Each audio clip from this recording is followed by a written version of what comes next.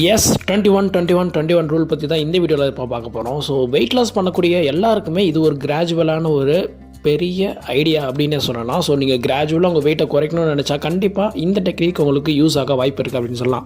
So இந்த 21 rule என்ன அப்படின்னு கேட்டிங்கன்னா, ஃபஸ்ட்டு 21 அப்படின்றது, அதாவது இந்த 21 வந்து ஜென்ரலாகவே ஒரு சைக்காலஜிக்கல் ஃபேக்டர் இருக்குது. இல்லை 21 டேஸ் ஏதோ ஒரு விஷயத்தை நம்ம ஃபாலோ பண்ணோன்னா அது நமக்கு பெர்மனெண்ட் ஆயிரும் அப்படின்றது. ஸோ அந்த மாதிரி இந்த 21 டேஸ் வந்து 3 ஃபேஸஸாக பிரித்து ஒவ்வொரு ஃபேஸ்லேயும் ஒவ்வொரு ஹேபிட்டை வந்து எக்ஸ்ட்ராவாக ஆட் பண்ணுறாங்க. ஸோ அப்படி ஆட் பண்ணும்போது கிராஜுவலாக நம்ம பர்டன் இல்லாமல் நம்மளோட வெயிட் லாஸ் பண்ண முடியும் அப்படின்ற ஒரு ரிசர்ச் வந்து ஒரு ரூலாக சொல்லியிருக்காங்க. ஸோ இந்த டெக்னிக் மேபி நீங்கள் இம்ப்ளிமெண்ட் பண்ணி பாருங்கள் அப்படின்றது தான்.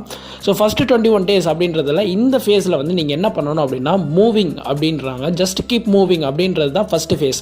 அப்படின்னா என்னென்னா, ஜஸ்ட் நீங்கள் உங்கள் பாடியை வந்து மூவ் பண்ணணும். லைக் ஒரு ரெகுலராக நீங்கள் பர் டேக்கு ஒரு 30 மினிட்ஸ் பிரிஸ்க் வாக்கிங்காக இருக்கட்டும், அட் த சேம் டைம் ஒரு உங்களால் முடிஞ்ச ஸ்மால் எக்ஸசைஸ் வந்து ரொம்ப எஃபெக்டிவாக பண்ணணும் அப்படின்னு சொல்கிறாங்க. ஸோ இந்த 21 டேஸ், ஃபஸ்ட்டு 21 டேஸ் ரொம்ப ஸ்ட்ரெஸ் இல்லாமல் நீங்கள் நார்மலாக எக்ஸசைஸ் பண்ணி உங்களோட கிங்கை மெயின்டைன் பண்ணாலே போதும் அப்படின்னு சொல்கிறாங்க. ஸோ அடுத்த 21 டேஸில் இந்த விஷயத்தோட நீங்கள் எக்ஸ்ட்ராவாக என்ன ஆட் பண்ண போகிறீங்க அப்படின்னா, உங்களோட நியூட்ரிஷனில் ஃபோக்கஸ் பண்ண போகிறீங்க. லைக் ஜங்க் ஃபுட்ஸை அவாய்ட் பண்ணுறதை தாண்டி நீங்கள் மோஸ்ட்லி இப்போ வந்து மார்னிங் மில்க் எடுத்துக்கணும், நைட்டு மில்க்குக்கு பதிலாக.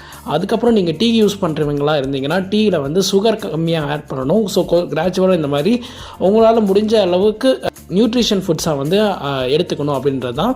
லைக் அதே மாதிரி ஸ்டார்விங் எடுக்கணும் அப்படின்றது, ரொம்ப டயட்டாக இருக்கணும் அப்படின்றத தாண்டி அப்படிலாம் இல்லாமல் கிராஜுவலாக வந்து அந்த செகண்ட் ஃபேஸ் ஆஃப் 21 டேஸை வந்து நீங்கள் கடந்து போகணும். முக்கியமாக நியூட்ரிஷன் அப்படின்றது தான் செகண்ட் ஃபேஸ் அப்படின்னு சொல்லலாம்.